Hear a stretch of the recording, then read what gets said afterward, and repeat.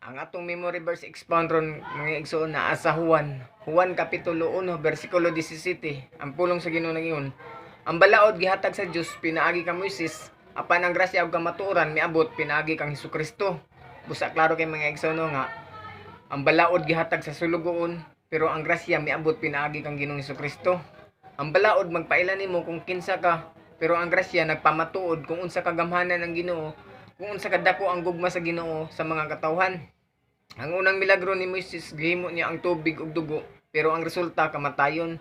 Ang unang milagro sa grasya gihimo ni Ginoong Hesukristo ang tubig ug bino, pero ang resulta kinabuhi ug pagsaulog. Mana para mas dali nato masabdan atong i-expound ang sa Lucas chapter 18 ug Lucas chapter 19. Unahon nato pag-expound ang sa Lucas chapter 18 kadtong batanong dato nga niingon ang batanong dato kang Ginoong Hesukristo. Mayong magtutudlo unsa may kinahanglan kong buhaton aron madawat ko ang kinabuhing dayon. Mana may suno, ang dato nagisgot og buhat. Mato ang gibuhat ni Ginoong Hesukristo. Gihatag niya ang balaod sa 10 commandments. Ningon si Ginoong Hesukristo nga, nasayod ka man sa kasuguan, ayaw pagpatay, ayaw pagpanapaw, ayaw pagpangawat, ayaw pagbutang-butang. Tahura ang imong inahan ug amahan ug higugma ang imong sigataw. Mato nang hinambog din ang dato. Anan ning dato nga, apan bata pa lang ako nagatuman na ako ng kasuguan. Usa na lang kabutang ang kinahanglan mong buhaton. Tuon ako ug maluwas ka, pero wala ningon si Ginoong Hesukristo ana. Ang giingon ni Ginoong Hesukristo, lakaw ug ibaligya ang tanan mong katigayunan ug ang halin nini ipanghatag sa mga kabus ug makabaton kag bahandi sa langit ug balik nga re ug sunod ka nako. Moto sa pagkadungog sa dato mga igsoon na subo ug milakaw. Pero timan ay mga igsoon katong giingon ni Ginoong Hesukristo nga ibaligya ang tanan mong katigayunan ug ang halin nini ipanghatag sa mga kabus. Mao baya na ang unang sugo sa 10 commandments nga ayaw pagsimbaglain Dios gawas kanako, kay dili lang pagsimba og rebulto og larawan ang Dios. Tanan butang dinhi sa kalibutan nga imong gihugugma nga mas labaw pa sa Ginoo, part of Dios na siya. Pero sa Lucas chapter 19, kadtong si Sakeo nga pangulong kobrador sa buhis, madto samtang niabot si Ginoong Hesukristo sa Jericho, nagtinguha si Sakeo nga makakita kung kinsa kini si Ginoong Hesukristo. Pero dili man siya kakita tungod sa kadagan sa panon, tungod sa dagan sa mga tao, nya mubo pagid siya. Mautong niuna siya pagdagan sa panon ug mikatkat sa kahoy si kamuro aron pagatang kung diin mo agi sa Ginoong Hesukristo. Sa diyang miabot na si Ginoong Hesukristo sa dapit, mato ni hangad siya og mingon, Sakeo, kana og diha kay adto ako mabot sa inyong balay. Mato ni naog si Sakeo. Pero ang mga tao nag-ihay din panglibak. Nya ana din ang mga tao mga igsoon nga kanang tawhana adto maabot sa balay sa makasasala. Nganong makasasala si Sakeo? Tungod ko'y sa unang panahon kung naa ka nagtrabaho sa kobrador sa buwis, ang pananaw sa imo sa mga tao sa kakawatan, tikasan ug limbungan. Mato pag-abot na nila sa balay nilang Sakeo, mato pag humanlag pangaon mitindog si Sakeo ug miingon siya kang Ginoong Hesukristo, Sir, pamati.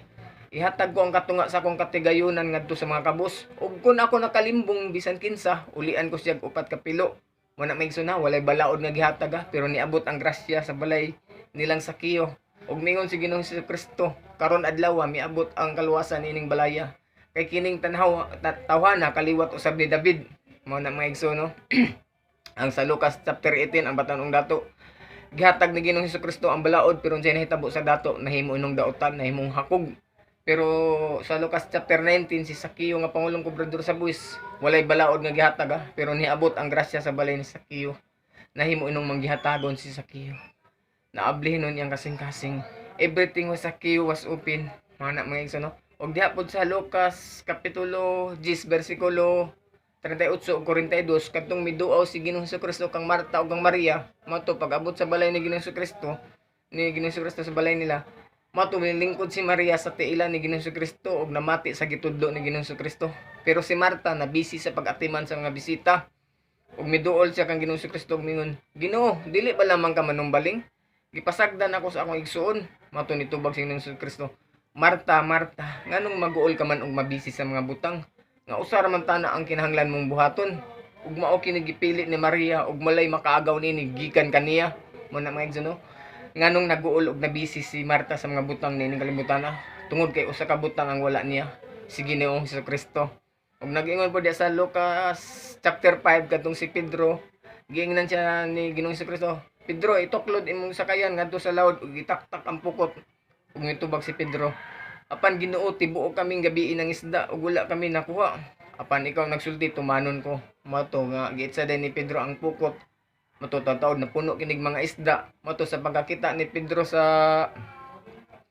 milagro nga gibuhat ni Ginoong Hesukristo, miluhod kini siya sa atubangan ni Ginoong Hesukristo.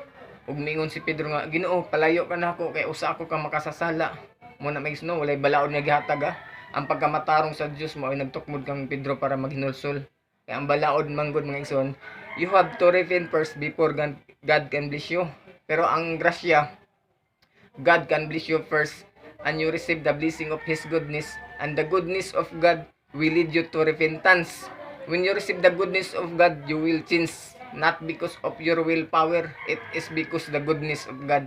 Mga namig suno. Og diha pod sa Juan kapitulo 8 bersikulo 1 hangtod 11 nga katong nagwali si Ginoong Jesucristo sa templo, miabot ang mga magtutulo sa balaod ug mga Parisiyo. Nga gusto nila bitikon si Ginoong Jesucristo. Mato nga nagdala sila babae nga nasakpan kuno nila nga nanapaw. Mato ningon ang Parisiyo magtutulo sa balaod na magtutudlo kining bayhana, nasakpan namo nga nanapaw. Nagingon man ang sugo ni Moises nga ang nagbuhat niini pagabatuon hantod mamatay. Mato wala mitingog si Ginoong Jesucristo ug nisulat siya sa niluhod siya ug nisulat sa semento. Mato kay kung moingon siya nga ayaw ninyo bato Moingon man pud ang mga Parisiyo, agi supak nimong balaod ni Moises. Kung moingon pud si Ginoong Jesucristo nga batuan ninyo, nanudlo ka og grasya ug gugma nya imong hukman ding babae. Mato wala ni tingog si Ginoong Jesucristo. Gamit niya yung tudlo og niluhod og sulat niya sa semento. Unsa may simbolo adtong pagsulat niya mga igsoon? Ang simbolo adto nga sa mga Parisiyo, ang yang pasabot sa mensahe sa mga Parisiyo nga nagunahuna muna ako pagsultig balaod. I am the one who give the law.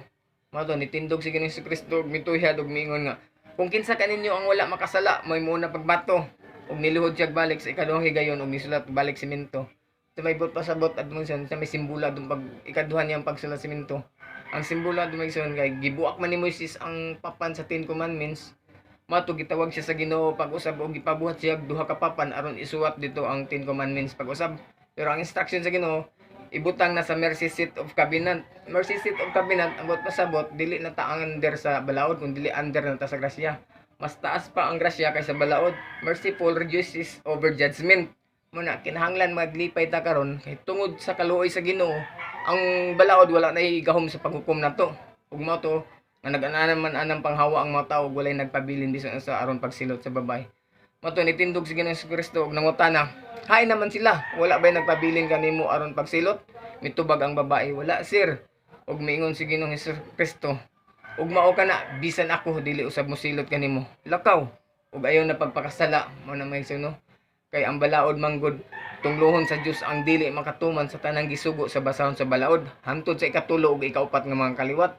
Pero ang grasya, ang Ginoo nag-ingon nga I will be merciful to unrighteousness and your sins I will remember no more. Mo na migsuno kung sabto nato ang mensahe, Jesus is enough. Dili gid pwede nga Jesus plus works nga mo nang usahay maghunahuna ta kung unsa atong matarong nga buhaton, unsa angay natong buhaton. Kung magsigita hunahuna na magison, magsuna-una ta sa kaugalingon natong kusog, mapakyas lang ta. Mo na nga i-maintain imong pagsalig sa Ginoo, i-maintain imong pagtuo sa Ginoo. Kaysa dihang tinuod na kanay Ginoo sa kasing-kasing. Imong kasing-kasing og hunahuna mag-usa naman na siya. Mo nang maabli na imong panghunahuna. Mo nang makakita na pod ka. Mo na ang balaod na magsunod sa tao, dili na ang tao may magsunod sa balaod. Mo na may sunod dili ra tatama no. Akong balikon ang atong memory verse expound ron sa Juan kapitulo 1 bersikulo 17. Ang pulong sa Ginoo na giyon, for the law was given through Moses, but the grace and truth came through Jesus Christ. Manamay dagan salamat dili ra tataman.